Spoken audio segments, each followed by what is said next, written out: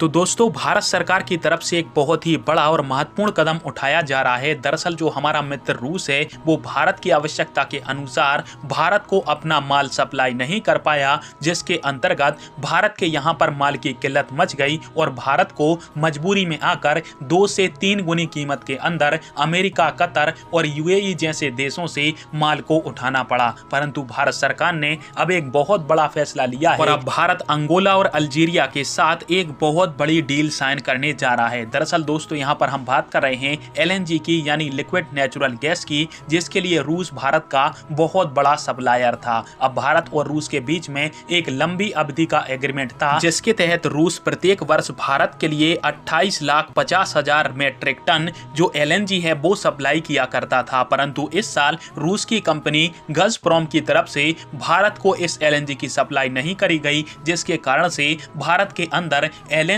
और प्राकृतिक गैस साथ में एलपीजी के जो दाम हैं वो रिकॉर्ड तोड़ स्तर पर बढ़ गए। और इसके पीछे की वजह थी कि भारत को जैसे ही रशिया से गैस नहीं मिली तो अपनी मजबूरी के कारण भारत को अमेरिका, कतर और सऊदी अरब जैसे देशों से महंगे दामों पर एलएनजी को उठाना पड़ा, जिसके कारण से भारत को जो एलएनजी है वो अमेरिका, सऊदी अरब और कतर जैसे देशों ने कम से कम 3 गुनी कीमत के ऊपर प्रदान करी। अब भारत की मजबूरी थी, भारत के अंदर गैस की मांग बढ़ रही थी, इसलिए भारत सरकार ने 3 गुनी कीमत के ऊपर एलएनजी को खरीदा और अगस्त महीने तक हमारे एलएनजी का जो आयात है वो $8.24 बिलियन पहुंच चुका है, जो कि पिछले साल $4.51 बिलियन था। और इसी बात का फायदा कतर, यूएई और अमेरिका जैसे देश उठा रहे थे और अपने माल को भारत के लिए 3 गुनी कीमत पर बेच रहे थे। परंतु आज खबर निकल के सामने आई है कि भारत अब कतर और अमेरिका की बजाय अब अंगोला और अल्जीरिया से एलएनजी की आपूर्ति करेगा,